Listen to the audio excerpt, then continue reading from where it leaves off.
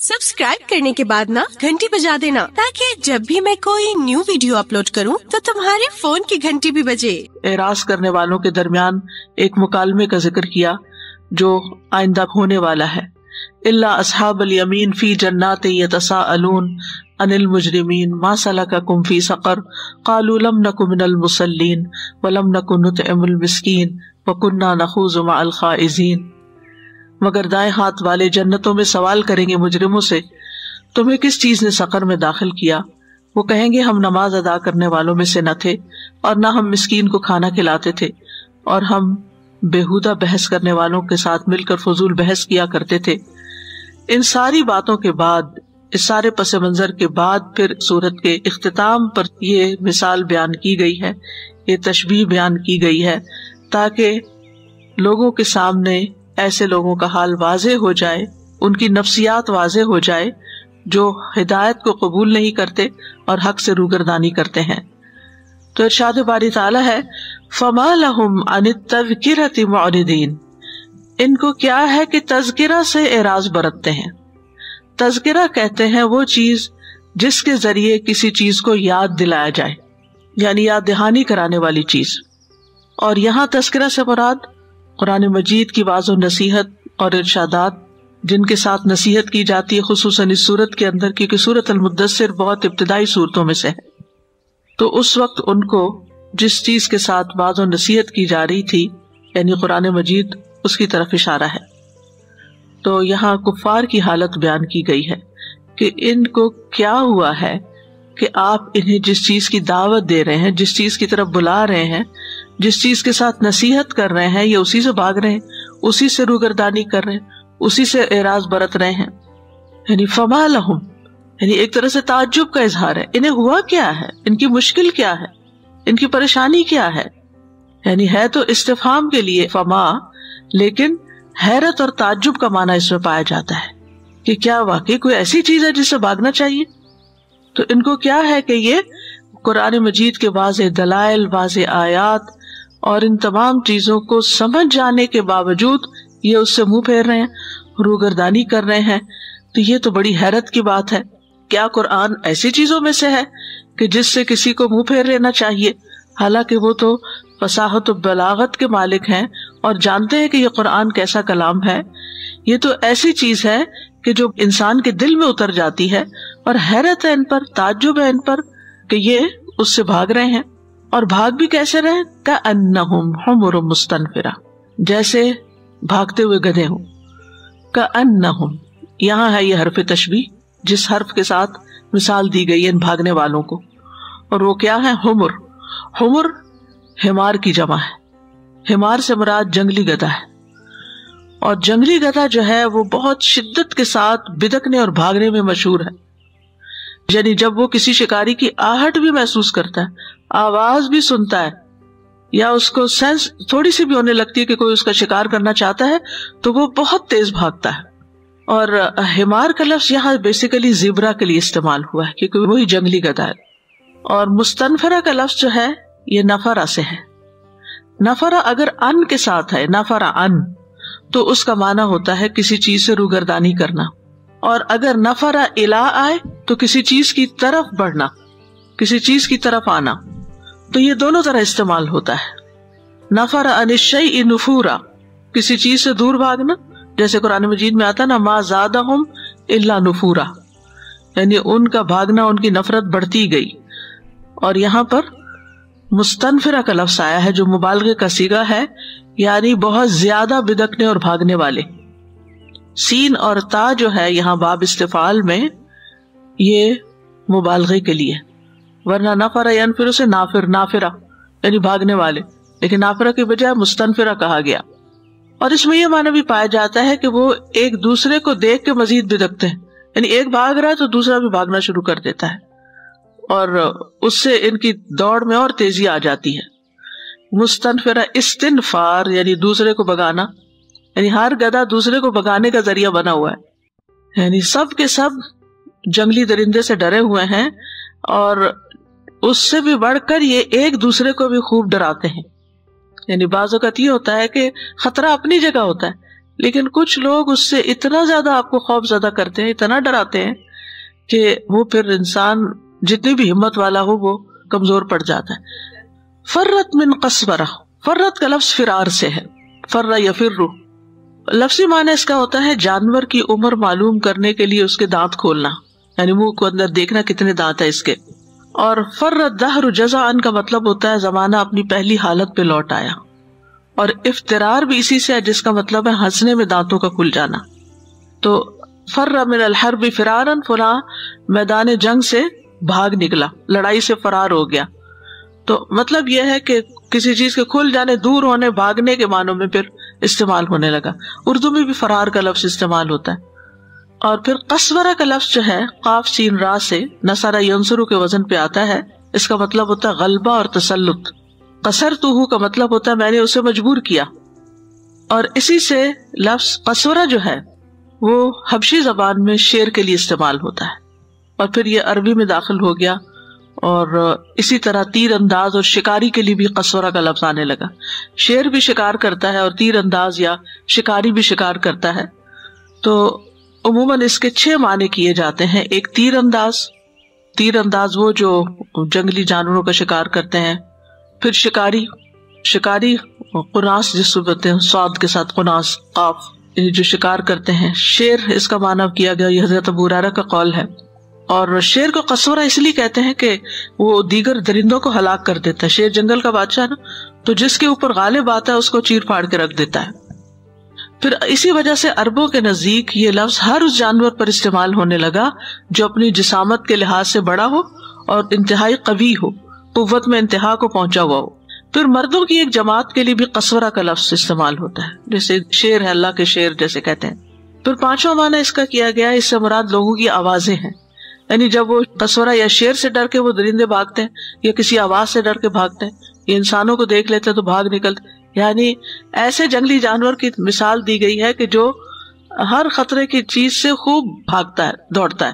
یعنی اگر جو اہلی گدھا ہے، اہلی سے مراد یہ جو گھریلو گدھے ہوتے ہیں، آپ ان کے آس پاس چلتے پھرتے ہیں، شور ہوتا ہے، کوئی آ جائے، وہ بھاگتے نہیں ہے اس طرح، اور اگر بھاگے بھی تو ان کا بھاگنا کچھ بہت بڑا بھاگنا نہیں ہوتا، لیکن یہ جو جنگلی گدھے ہیں یہ بھاگنے میں مشہور ہیں۔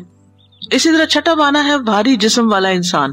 تو بہرحال یہاں مراد یا تو شکاری ہو سکتی ہے، اور زیادہ راجح ہے شیر، یعنی جس کے ساتھ مشابہت دی گئی ہے قرآن سے بھاگنے والوں کو، وہ جنگلی گدھے ہیں، اور وہ گدھے جن پر شیر نے یا تیر انداز نے یا شکاریوں نے حملہ کر دیا ہے، وہ انہیں شکار کرنا چاہتے ہیں، انہیں پھنسانا چاہتے ہیں، تو یہ گدھے انتہائی خوفزدہ ہو گئے، بے چین ہو گئے ہیں، اور بھاگنے کی حالت میں، اور ان کے اندر جتنی قوت ہے اس ساری قوت کو لگا کے یہ بھاگ رہے ہیں۔ اب آپ امیجن کریں، یعنی امیج دیکھیں آپ اس کا ذہن میں لا کے، اور میں نے اس کے کچھ امیجز دیکھے تھے نیٹ کے اوپر بھی، ایک شیر ہے اور پورا اجڑ کا اجڑ ہے ان کا، اور وہ سارے کے سارے مل کے اس طرح بھاگ رہے ہیں۔ تو یعنی شیر ایک ہی ہے، لیکن وہ اکٹھے ہوتے ہوئے بھی، سائز میں شیر سے بڑے ہوتے ہوئے بھی، فزیکلی اسٹرانگ ہوتے ہوئے بھی، تیز بھاگنے والے ہونے کے باوجود، سب کچھ ہوتے ہوئے بھی ایک شیر کی آواز دھاڑ کی سنتے ہیں تو بھاگنا شروع کر دیتے ہیں بے سوچے سمجھے، یعنی برداشت ہی نہیں کر سکتے۔ تو یہ وہ لوگ ہیں جو قرآن کی آواز نہیں سن سکتے، جو نصیحت کی بات نہیں سن سکتے، ہدایت کی بات سے، نصیحت سے، ذکر سے، کسی خطبے سے، کسی واعظ سے اس طرح بھاگتے ہیں۔ اور ایسی کئی مثالیں شاید آپ نے اپنے ذہن میں دیکھی ہوں گی۔ بعض اوقات آپ یوتھ کو دیکھیں کہ کس طرح مسجد میں اگر نماز کسی طرح پڑھنے چلے گئے اور نماز کے بعد امام صاحب نے اگر چھوٹی سی اسپیچ شروع کی ہے تو وہ 1 سیکنڈ کے لیے وہاں نہیں ٹکیں گے، نہ ذکر نہ تسبیح، اور اس طرح بھاگ نکلیں گے جیسے یہاں مثال دی گئی ہے کہ پتہ نہیں کوئی پکڑ لے گا اور کیا کر دے گا۔ تو ابتدائی طور پر تو یہ مثال بیان کی گئی ان لوگوں کے لیے جن کے سامنے نبی صلی اللہ علیہ وسلم قرآن کی دعوت پیش کر رہے تھے کہ وہ جنگلی گدھوں کی طرح بھاگتے ہیں قرآن سے۔ اور ایک اور اعتبار سے اگر اس کو دیکھا جائے تو یہ ان کے ڈرپوک ہونے کی بھی دلیل ہے، یعنی شیر کی دھاڑ ہی سن کے جدھر منہ ہوتا ہے ادھر بھاگ نکلتے ہیں۔ اور عربوں کے ہاں اس قسم کے منظر جو تھے وہ عام تھے۔ تو ایسے انسانوں کو جو قرآن سننے کے بعد کچھ اثر قبول کرتے ہیں تو بجائے اس کے کہ قرآن کی طرف لپک آئیں وہ ڈر کے بھاگ جاتے ہیں. اور لٹرلی لوگ بعض اوقات کہتے ہیں آپ تو بہت ڈراتے ہیں, ہمیں تو درس کی مجلس میں جا کے پھر بہت ڈر لگتا ہے اور ہمیں خوف آنے لگتا ہے, ہمیں ڈپریشن ہونے لگتا ہے, اس لیے ہم نہیں جاتے. تو یہاں پر کچھ ایسی ہی بات کی گئی کہ وہ اتنے خوف زدہ ہیں کہ ان کی پریشانی کا حال دیکھنے کے لائق ہے. تو مشابہت کی وجہ کیا ہے؟ شدید قسم کا بدکنا, اعراض کرنا, بھاگنا اور خوف زدہ ہونا, یہ ساری چیزیں ہیں جن کو بیان کیا گیا ہے ان گدھوں کے بھاگنے کی شکل میں. یعنی ایک ہے حرف تشبیہ, ایک ہے جس کو تشبیہ دی جا رہی, اور ایک ہے جس سے تشبیہ دی جا رہی, اور ایک ہے وہ وجہ جس کی بنا پہ تشبیہ دی جا رہی. تو وہ وجہ کیا ہے؟ ان کا قرآن سے بھاگنا اور خوف زدہ ہونا اور دین سے بدکنا اور دین والوں سے بھاگنا. بل یرید کل امرئ منہم ان یؤتی صحفا منشرہ, بلکہ ان میں سے ہر شخص یہ چاہتا ہے کہ اس کو کھلے صحیفے دیے جائیں. یریدو کا لفظ اراد یریدو سے ہے, جس کا معنی ہوتا ہے کسی چیز کو حاصل کرنے میں کوشش کرنا. ارادہ اصل میں اس قوت کا نام ہے جس میں خواہش, ضرورت اور آرزو کے جذبات ملے جلے ہوں. یعنی خواہش بھی ہو, ضرورت بھی ہو اور آپ کی تمنا بھی ہو. صحف کا لفظ صحیفہ سے نکلا ہے. صحف, صحیفہ کہتے ہیں پھیلی ہوئی چیز کو. صحیفۃ الوجہ کہتے ہیں یعنی چہرے کا پھیلاؤ, اور ایسی چیز جس میں کچھ لکھا جاتا ہے وہ بھی صحیفہ کہلاتا ہے. اس کی جمع صحف اور صحائف آتی ہے. قرآن مجید میں آتا نا صحف ابراہیم و موسیٰ. اور منشرہ کا لفظ جو ہے یہ نشر کرنے سے, اردو میں بھی لفظ استعمال ہوتا ہے کسی چیز کو پھیلانا. یہ کپڑے کو پھیلانے کے لیے بھی استعمال ہوتا ہے, صحیفے کو پھیلانے کے لیے. آپ کو پتا پہلے کتابی شکل میں نہیں ہوتے تھے, اسکرول ہوتے تھے, تو اس کو یوں پھیلا دیتے تھے, کھول کے انرول کرتے تھے. اسی طرح بارش کے آنے کے لیے بھی استعمال ہوتا ہے, نعمت کے عام کرنے کے لیے بھی, بات مشہور کر دینے کے لیے, نشر کر دی, تم نے کیا ساری دنیا میں اس کو نشر کر دیا. اور قرآن مجید میں آتا ہے وَإِذَا الصُّحُفُ نُشِرَتْ, جب دفتر کھولے جائیں گے. اسی طرح نشرہ کہتے ہیں وہ جو جھاڑ پھونک کرتے ہیں, اس کے لیے بھی لفظ استعمال ہوتا ہے. تو ایسا صحیفہ جو کھلا ہوا ہو, یعنی ایک تو رولڈ ہے نا, بند ہے, اور ایک ہے کھلا. کھلا کا مطلب یہ ہے کہ کھولنا بھی نہ پڑے, تو سامنے ہی آ جائے. تو یہاں پر صحف منشرہ ایسے رجسٹر یا صحیفے جو کھلے ہوں, لپیٹے ہوئے نہ ہو کہ کوئی بھی دیکھے تو ان کو پڑھ سکے. تو ان کی روگردانی اور ان کی ضد کی یہاں مزید وضاحت کی گئی کہ یہ نصیحت قبول کرنے کی بجائے عجیب غریب مطالبے کر رہے ہیں. ان میں سے ہر ایک یہ چاہتا ہے کہ جب صبح اٹھے تو سر کے پاس کھلی کتاب پڑھی ہو جو اس کو بتائے کہ محمد صلی اللہ علیہ وسلم اللہ کے رسول ہیں اور یہ سب کچھ حق ہے. وہ چاہتے کہ انڈیویجولی ان کو پرسنل میسیجز بھیجے جائیں. ایک ہوتا ہے نا کہ آپ گروپ میں میسج کر دیتے ہیں, سب لوگوں کے لیے کہیں پر اعلان کر دیتے ہیں, تو لوگ اس پہ توجہ نہیں دیتے. پھر اگر آپ ان کو 1 by 1 کرتے ہیں تو وہ اس کو پھر تھوڑا سا سنجیدگی کے ساتھ لیتے ہیں. تو یہاں پر چونکہ ان کے اندر تکبر تھا, یہ اپنے آپ کو بڑی چیز سمجھتے تھے, یعنی جو مشرکین کے سردار تھے خاص طور پر, تو وہ ضد کی بنا پر, انا کی وجہ سے, محمد صلی اللہ علیہ وسلم سے ضد کی وجہ سے وہ کیا چاہتے تھے کہ بجائے اس کے کہ سب کا پیغام ان پر اتارا جائے, ہم میں سے ہر ایک کے پاس نبوت آنی چاہیے, ہم میں سے ہر ایک کے ساتھ الگ الگ بات ہونی چاہیے, کیونکہ ہم زیادہ امپورٹنٹ لوگ. بل یرید کل امرئ منہم ان یؤتی صحفا منشرہ, ایک تو یہ معنی ہو سکتا ہے ان کو اللہ کی کتاب دے دی جائے صحف صحیفہ سے. ایک معنی یہ بھی علماء نے کیا کہ وہ چاہتے کہ ان کو جہنم سے بچاؤ کا پروانہ مل جائے, اور ایک معنی یہ بھی کہ احکام پر مشتمل کتاب مل جائے. اور ماوردی نے کہا ہے کہ قریش کے کافروں نے کہا کہ بنی اسرائیل کے لوگ جب کوئی گناہ کرتے تو اسے کاغذ کے ایک ٹکڑے پر لکھا ہوا پاتے, ہمیں کیا ہے کہ ہم اسے ایسا کچھ نہیں پاتے.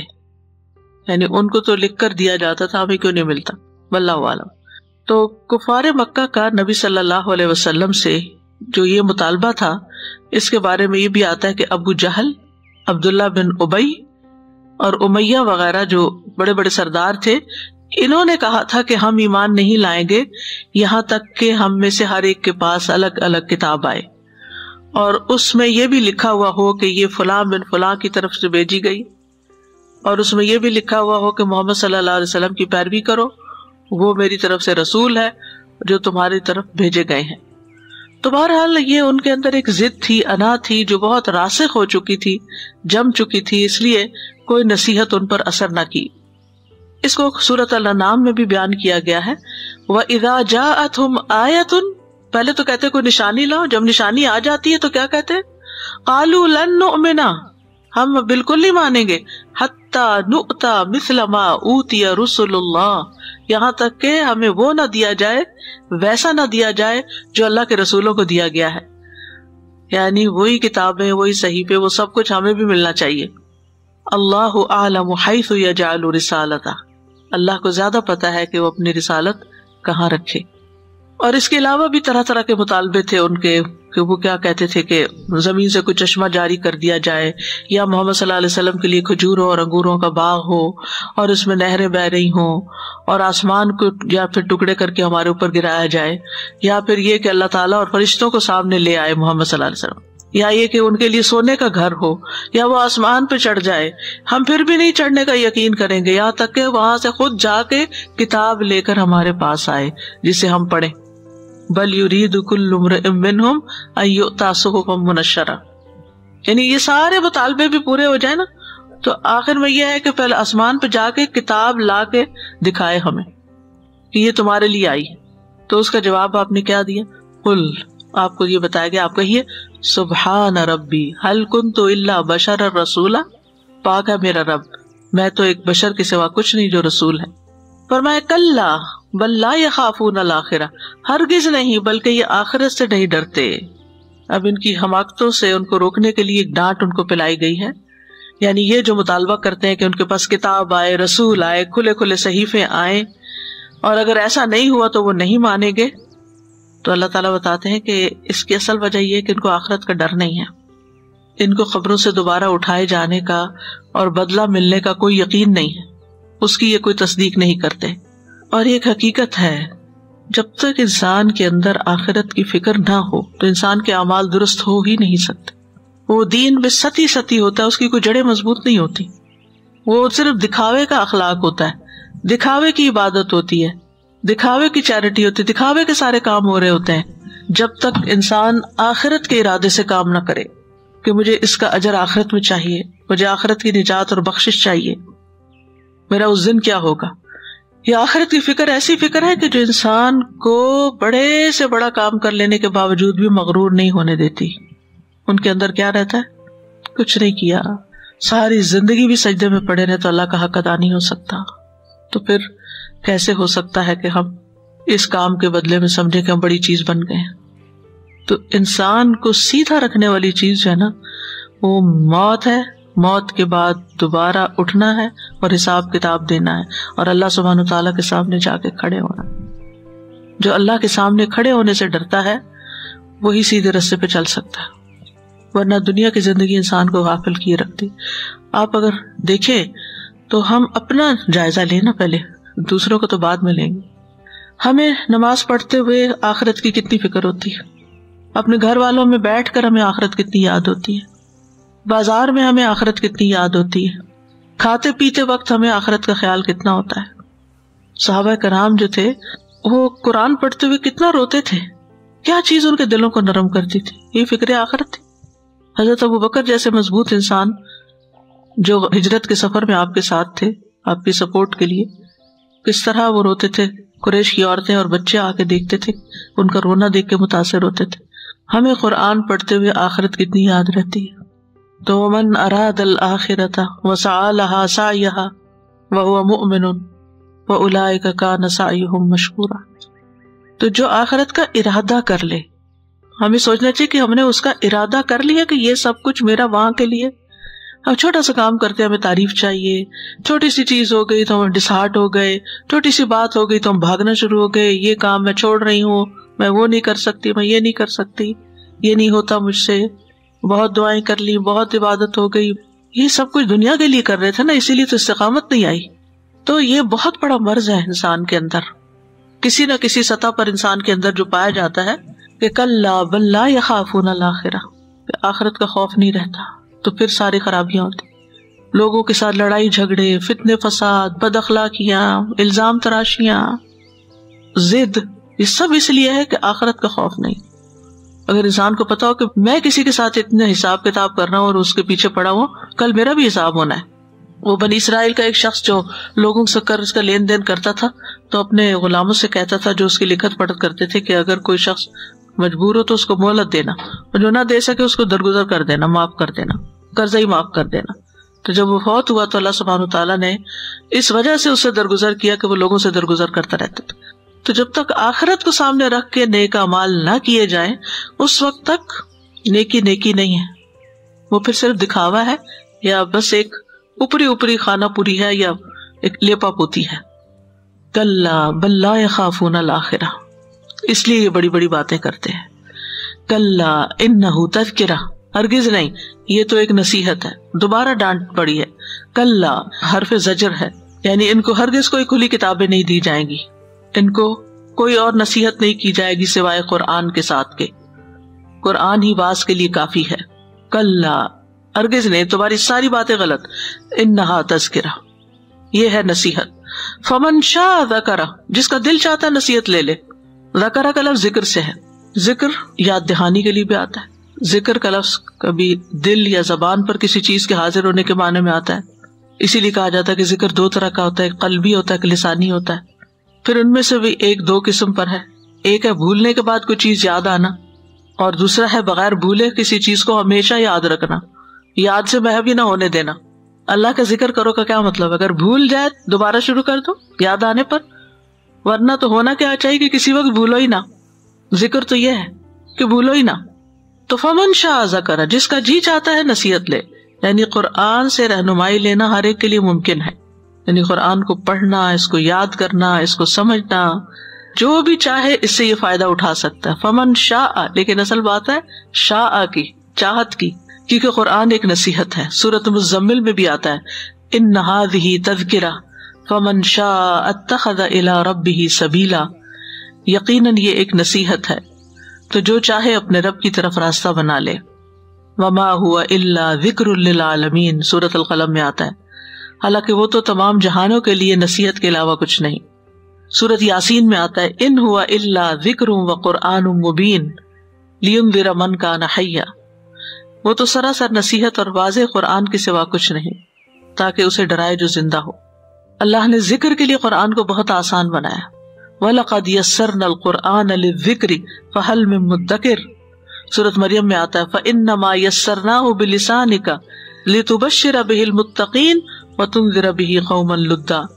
سو اس کے سوا کچھ نہیں کہ ہم نے اسے تمہاری زبان میں آسان کر دیا ہے تاکہ تم اس کے ذریعے متقی لوگوں کو خوشخبری دو اور ان لوگوں کو ڈراؤ جو سخت جھگڑالو ہیں. سورۃ دخان میں آتا فَإِنَّمَا يَسَّرْنَاهُ بِلِسَانِكَ لَعَلَّهُمْ يَتَذَكَّرُونَ. سو حقیقت یہی ہے کہ ہم نے اسے تمہاری زبان میں آسان کر دیا ہے تاکہ وہ نصیحت حاصل کریں.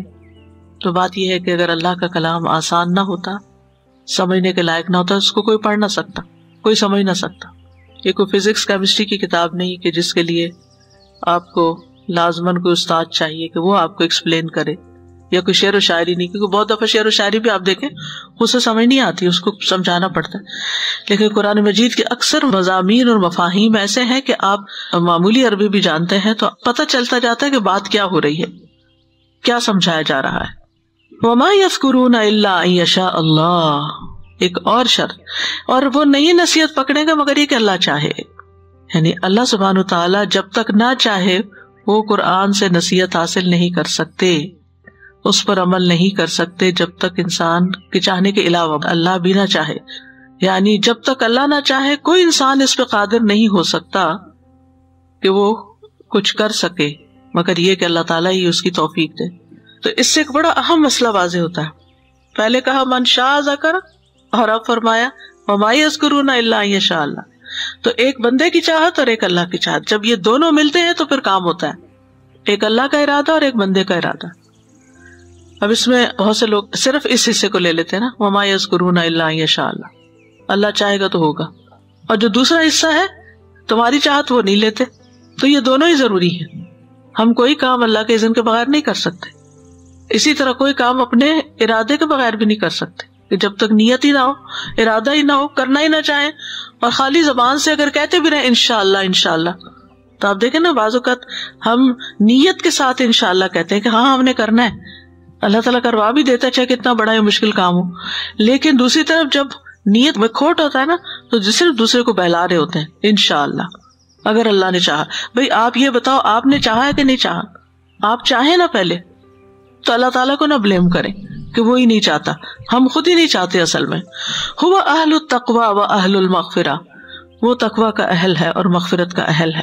تقوی کا کیا معنی ہوتا ہے کہ اپنے آپ کو ہر اس چیز سے بچانا جس سے نقصان پہنچنے کا اندیشہ ہو.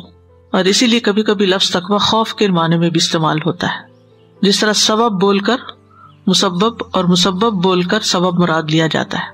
تو اپنے آپ کو ہر اس چیز سے بچانا جو گناہ کا موجب ہو، جو سزا کا موجب ہو، یہ تقوی کہلاتا ہے. ہوا اہل التقوی، اللہ اس لائق ہے کہ اس کی حرام کردہ چیزوں سے اپنے آپ کو بچایا جائے، اور وہ اس لائق ہے کہ گناہوں کو بخش دے.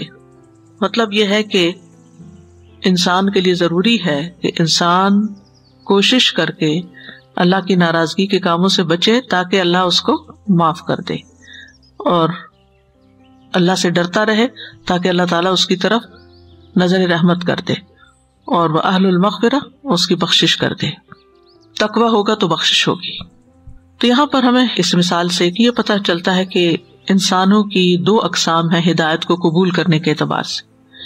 ایک ہے قبول کرنے والا اور ایک ہے اعراض برتنے والا. ایک ہے سیدھے راستے پہ چلنے والا اور ایک ہے کجی کرنے والا. ایک ہے دنیا والوں میں سے اور ایک ہے آخرت والوں میں سے. ایک ہے نیکوکاروں میں سے اور ایک ہے گناہگاروں میں سے. تو حقیقت یہ ہے کہ جو اللہ کو پہچان لے، اللہ کی بات کو جان لے، وہی اصل میں دنیا اور آخرت میں کامیاب ہے. قرآن مجید میں اللہ تعالیٰ فرماتے ہیں فَأَمَّا مَنْ أَعْطَى وَاتَّقَى وَصَدَّقَ بِالْحُسْنَى فَسَنُيَسِّرُهُ لِلْيُسْرَى. لیکن وہ جس نے دیا، اللہ کے راستے میں دیا، اور نافرمانی سے بچا، تقویٰ کیا، اور جس نے بھلائی کی تصدیق کی، تذکرہ کو قبول کر لیا، اعراض نہیں برتا، صدق بالحسنى، اور اس بنا پر وہ پھر اپنے عمل کو درست کرتا ہے، فَسَنُيَسِّرُهُ لِلْيُسْرَى، تو ہم اسے آسان راستے کی سہولت دیں گے. یعنی ہم اس کے لیے پھر نیکی کے رستوں پہ چلنا آسان کر دیں گے، خیر کی طرف جانا آسان کر دیں گے. بہت ہی خوبصورت آیت ہے. زندگی میں آسانیاں چاہتے ہیں تو یہ تین چیزیں اختیار کر لیں، آتا واتقا وصدق بالحسنى. دوسرا یہاں وہ انسان ذکر کیا گیا ہے جو اللہ سے غافل ہے، اللہ کی کتاب سے دور بھاگتا ہے، مخلوق سے بدسلوکی کا معاملہ کرتا ہے. تو ایسا شخص بدبخت ہے، محروم ہے، دنیا میں بھی اور آخرت میں بھی. دنیا میں کیسے؟ سورۃ طٰہٰ میں آتا ہے وَمَنْ أَعْرَضَ عَنْ ذِكْرِي فَإِنَّ لَهُ مَعِيشَةً ضَنْكًا. جو میرے ذکر سے منہ موڑتا ہے اس کے لیے زندگی تنگ کر دیتا ہوں، اس کی گزران تنگ کر دیتا ہوں.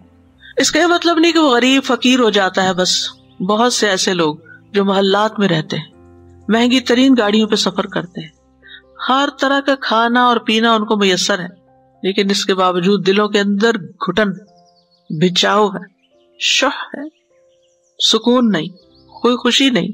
یہ سارا مرض جو ہے دور ہو سکتا ہے جب انسان اللہ کی طرف رجوع کرے، اس کی کتاب کی طرف رجوع کرے، تذکرہ کو قبول کر لے.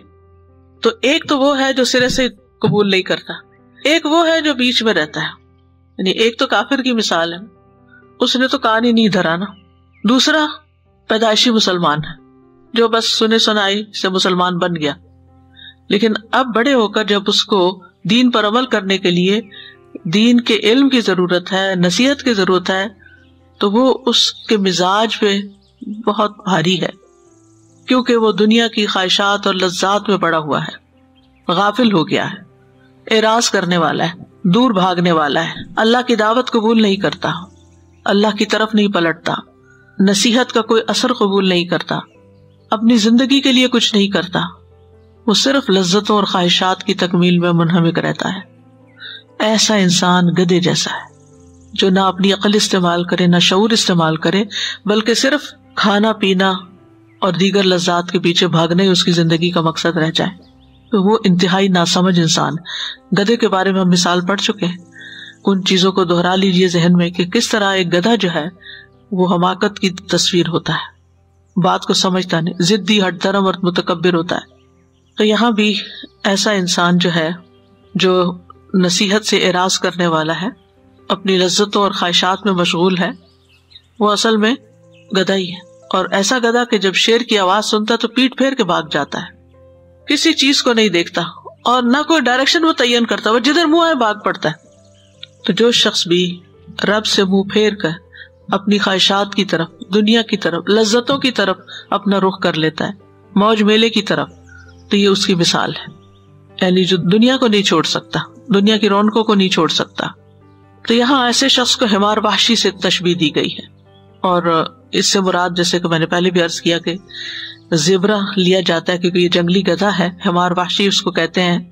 رسول اللہ صلی اللہ علیہ وسلم کے زمانے میں یہ جانور موجود تھا۔ ابو قتادہ نے جس جنگلی گدھے کا شکار کیا تھا وہ یہی تھا، عمرے کے لیے جب جا رہے تھے احرام پہنے ہوئے، تو وہ ابو قتادہ جو تھے وہ نہیں پہنے ہوئے تھے اور وہ پھر شکار کر رہے تھے۔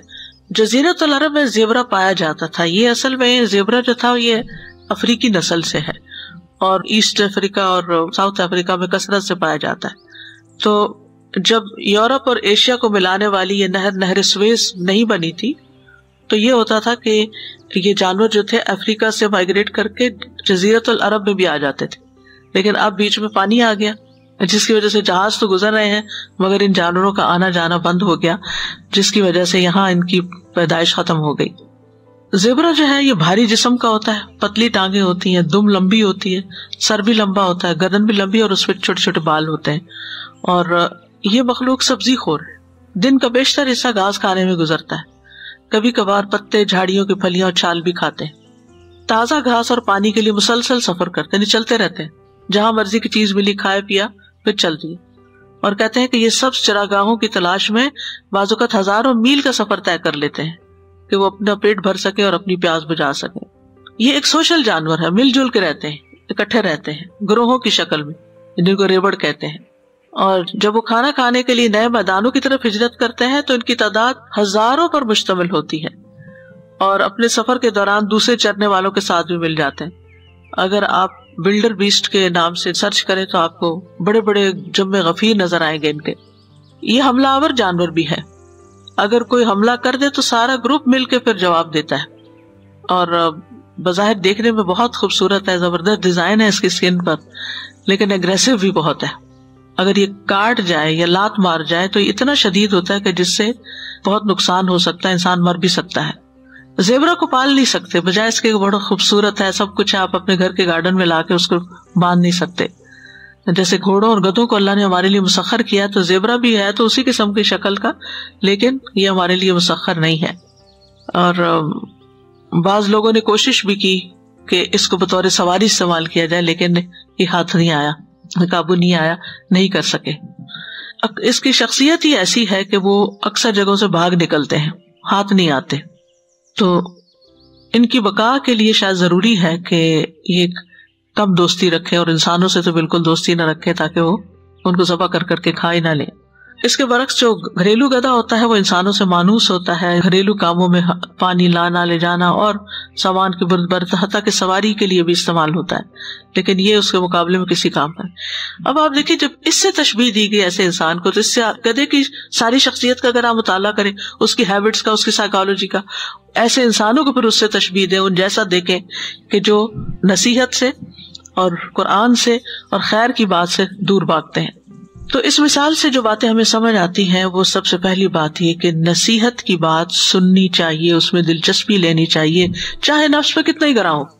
اور آپ دیکھیں گے کہ ایک دفعہ اگر آپ سننا شروع کر دیتے ہیں نا تو پھر آہستہ آہستہ اس سے مانوس ہو جاتے، پھر آپ کو مشکل بھی نہیں لگتی، پھر آپ کے دل میں وہ جگہ بنانے لگتی ہے۔ اللہ سبحانہ تعالیٰ جس کے ساتھ بھلائی کا ارادہ کرتا ہے اس کو حق بات سنوا دیتا ہے۔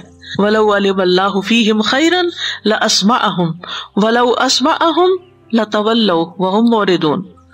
اگر اللہ ایسے لوگوں میں کچھ بھی بھلائی دیکھتا تو انہیں سننے کی توفیق بخش دیتا، اور اگر وہ انہیں یہ توفیق دے بھی دیتا تو بے رخی کے ساتھ پیٹ پھیر جاتے۔ یعنی اللہ تعالیٰ زبردستی کسی کو نہیں سناتا۔ حدیث میں بھی آتا نا، مَن يُرِدِ اللَّهُ بِهِ خَيْرًا يُفَقِّهُ فِي الدِّينِ، جس کے ساتھ اللہ بھلائی کا ارادہ کرتا ہے اللہ تعالیٰ اس کو دین کی سمجھ دے دیتا ہے۔ اور مومن کی صفت بھی حدیث میں یہ بتائی گئی ہے کہ جب اسے نصیحت کی جاتی ہے تو وہ بعض و نصیحت قبول کرتا ہے، وہ بات سن لیتا ہے، وہ سمجھتا ہے، وہ عمل کرتا ہے۔ اور نصیحت سنتے وقت مومن کا رویہ کیا ہوتا ہے؟ انما المؤمنون الذین اذا ذکر اللہ وجلت قلوبهم وَإِذَا تُلِيَتْ عَلَيْهِمْ آيَاتُهُ زَادَتْهُمْ ایمانا وعلی ربہم یتوکلون. سچے مومن تو وہ ہیں کہ جب ان کے سامنے اللہ کا ذکر کیا جائے تو ان کے دل کانپ اٹھتے ہیں، اور جب اللہ کی آیات انہیں سنائی جائے تو ان کا ایمان اور بڑھ جاتا ہے اور وہ اپنے رب پر بھروسہ رکھتے ہیں. لیکن اس کے برعکس غیر مومن کیا ہے؟ بشیرا و نذیرا فاعرض اکثرهم فهم لا يسمعون. نبی صلی اللہ علیہ وسلم کو اللہ تعالیٰ نے بشارت دینے والا، ڈرانے والا بنا کر بھیجا تو ان کے اکثر نے منہ موڑ لیا، وہ سنتے ہی نہیں. وقالوا قلوبنا فی اکنہ، کہنے لگے کہ ہمارے دل تو پردوں میں. بنی اسرائیل نے بھی یہ کہا تھا، قلوبنا غلف، تو یہ بھی کہتے فی اکنۃ مما تدعونا الیہ، جو باتیں تم ہمیں بتاتے ہو، جس چیز کی طرف تم ہمیں دعوت دیتے ہو ہماری سمجھ میں نہیں آتی. وفی آذاننا وقر، کانوں میں بھی بوجھ ہے. ومن بیننا وبینک حجاب، ہمارے اور تمہارے درمیان ایک حجاب ہے، یعنی ہماری کمیونیکیشن نہیں ہو سکتی. اسی طرح وہ شور کرتے تھے جب کوئی آیات ان کو پڑھ کے سنائی جاتی تھی.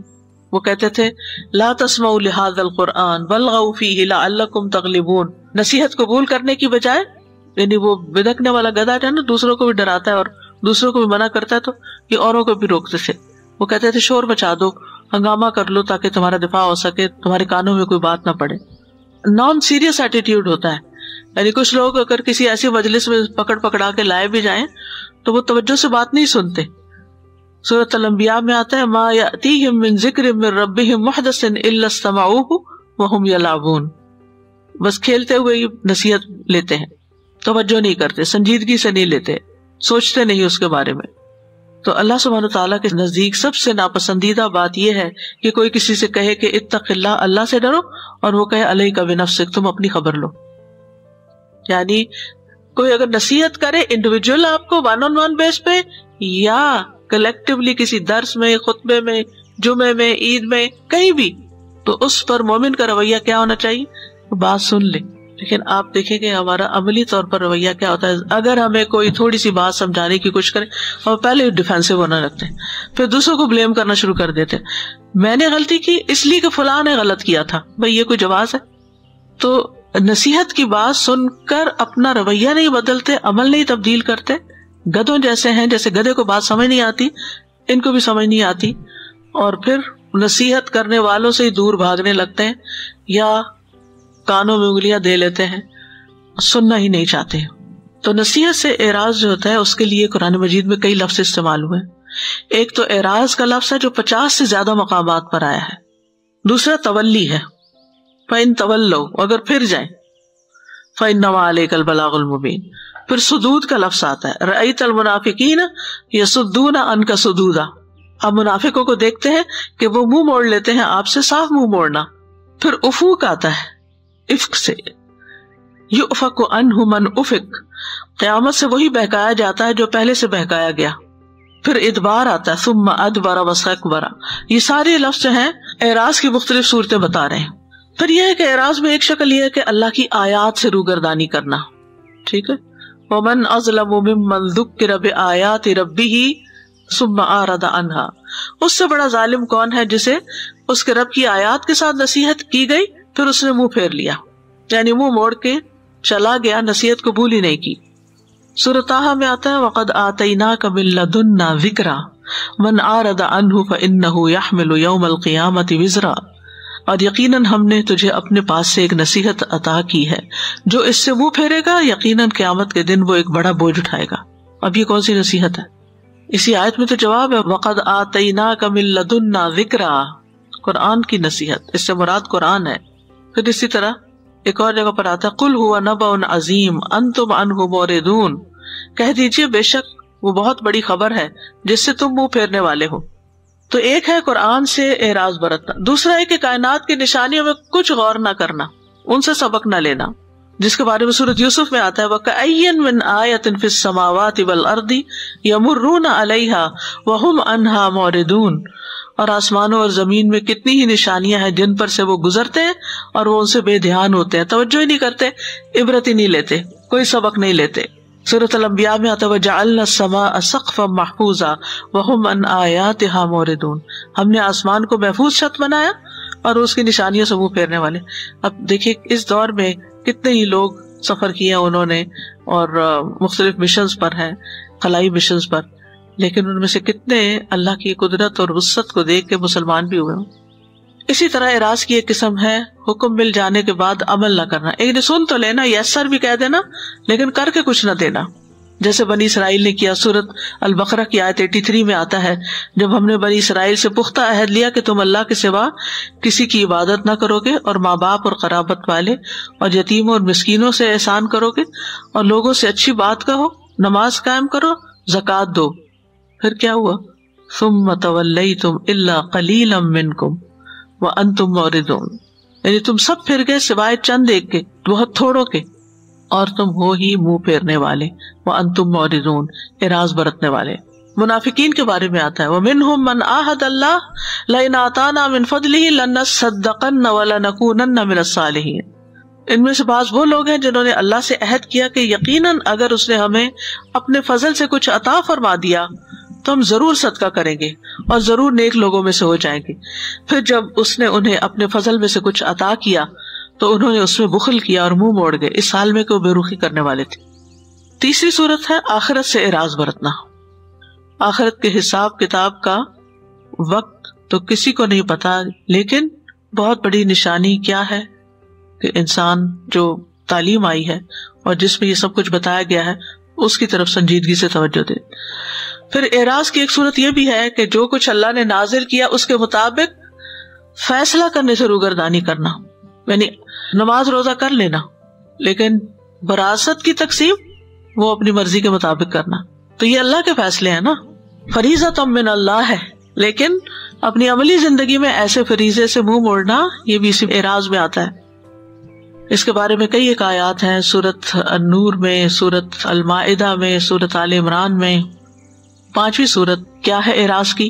عمومی نصیحت سے منہ موڑنا، یعنی کسی کو سمجھانے کی کوشش کرے تو وہ سمجھ کے ہی نہ دے، آگے سے اور باتیں کرنا شروع کر دے، واپس بلیم کرنا. تو یاد رکھیے جو نصیحت سے اعراض کرتا ہے اللہ تعالیٰ اس سے اعراض کرتا ہے، اس سے منہ پھیر لیتا ہے. ابو واقد لیثی کہتے ہیں ایک مرتبہ رسول اللہ صلی اللہ علیہ وسلم مسجد میں لوگوں کے ہمراہ بیٹھے ہوئے تھے. اتنے میں 3 آدمی آئے، 2 تو ان میں سے رسول اللہ صلی اللہ علیہ وسلم کے پاس آ گئے اور ایک واپس چلا گیا. راوی نے کہا وہ دونوں کچھ دیر رسول اللہ صلی اللہ علیہ وسلم کے پاس ٹھہرے، یعنی سنا انہوں نے. ان میں سے ایک نے ہلکے میں گنجائش دیکھی تو بیٹھ گیا، دوسرا سب سے پیچھے بیٹھ گیا، تیسرا واپس ہی جا چکا تھا. جب رسول اللہ صلی اللہ علیہ وسلم واز سے فارغ ہوئے تو فرمایا کیا میں تمہیں ان 3 آدمیوں کا حال نہ بتاؤں؟ ان میں سے ایک نے اللہ کی طرف پناہ لی تو اللہ نے بھی اسے اپنی طرف جگہ دے دی، دوسرا شرمایا تو اللہ نے بھی اسے شرم کی، اور تیسرے نے روگردانی کی تو اللہ نے بھی اسے اعراض کر لیا، منہ پھیر لیا. تو اس سے یہ پتہ چلتا ہے کہ اعراض کرنے کے کئی درجے ہیں، کئی قسمیں ہیں. ہمیں اپنے آپ کو دیکھنا چاہیے کہ ہم کس چیز سے اعراض برتتے ہیں.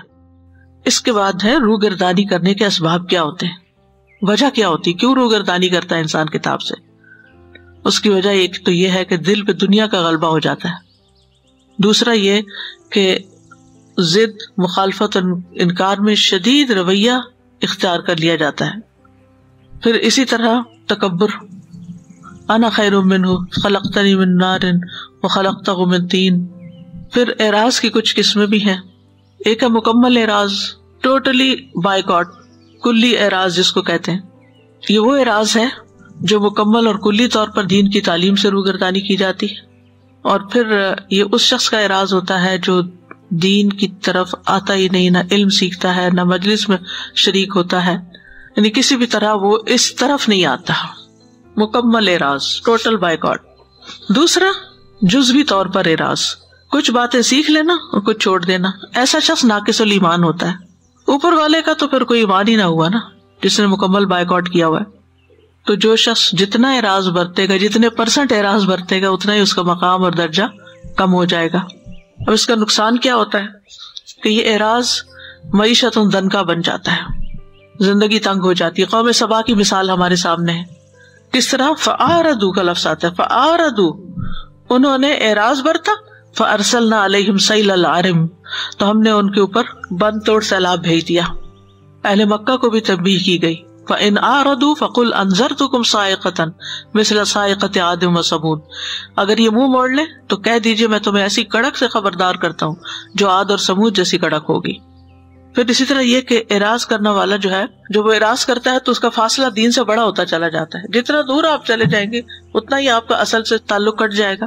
پھر اسی طرح یہ ہے کہ یہ آخرت کے عذاب کا سبب بھی ہے. من اعرض عنہ فإنہ یحمل یوم القیامۃ وزرا خالدین فیہ وساء لہم یوم القیامۃ حملا. جو اس سے منہ پھیرے گا تو یقیناً وہ قیامت کے دن ایک بڑا بوجھ اٹھائے گا، ہمیشہ اس میں رہنے والے ہوں گے، اور وہ ان کے لیے قیامت کے دن برا بوجھ ہوگا. پھر اللہ سبحانہ تعالیٰ کے انتقام کی دھمکی بھی ہے. ومن اظلم ممن ذکر بآیات ربہ ثم اعرض عنها انا من المجرمین منتقمون. برتتے ہو اعراض، برتو، پھر ایسے مجرموں سے ہم انتقام لے کر رہیں گے.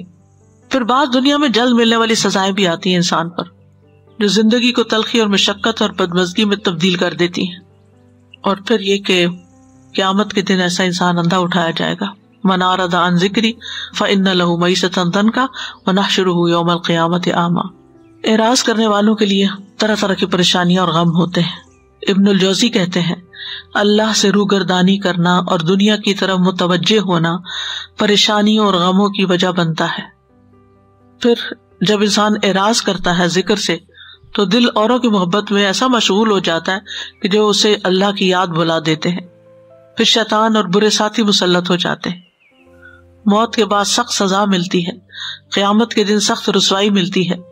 تو اعراض کرنے والی چیزوں میں سب سے بڑی چیز قرآن ہے کہ لوگ قرآن کو چھوڑ جائیں، قرآن سے منہ موڑ لیں، نہ اس کو سنیں، نہ اس پر ایمان لائیں، اور ان تمام چیزوں کو چھوڑ دیں جو قرآن کے احکامات ہیں یا جو قرآن ہمیں حکم دیتا ہے. نہ خود عمل کریں، نہ کسی اور کو کہیں، نہ اس کے مطابق فیصلے کریں، نہ اس میں غور و فکر کریں. تو کرنے کے کاموں میں کیا ہے؟ عملی نکات کیا ہیں کہ نصیحت کی بات کو خوشی سے قبول کرنا، قرآن کے احکامات سن کر بوجھل نہ ہونا بلکہ خوش دلی سے اس پہ عمل کرنا، قرآن سے اعراض کرنے سے ہر صورت بچنا، چاہے قرات کی صورت ہو یا احکامات کی روگردانی ہو. پھر یہ کہ اللہ کا ڈر ہونا چاہیے انسان کے اندر، کیونکہ وہی تقوی اور مغفرت کا اہل ہے. اللہ تعالی ہمیں عمل کی توفیق عطا فرمائے. سمعنا واطعنا غفرانک ربنا والیک المصیر. اللہم انی اسألک الہدی والتقی والعفاف والغنی. اللہم اہدنی وسددنی.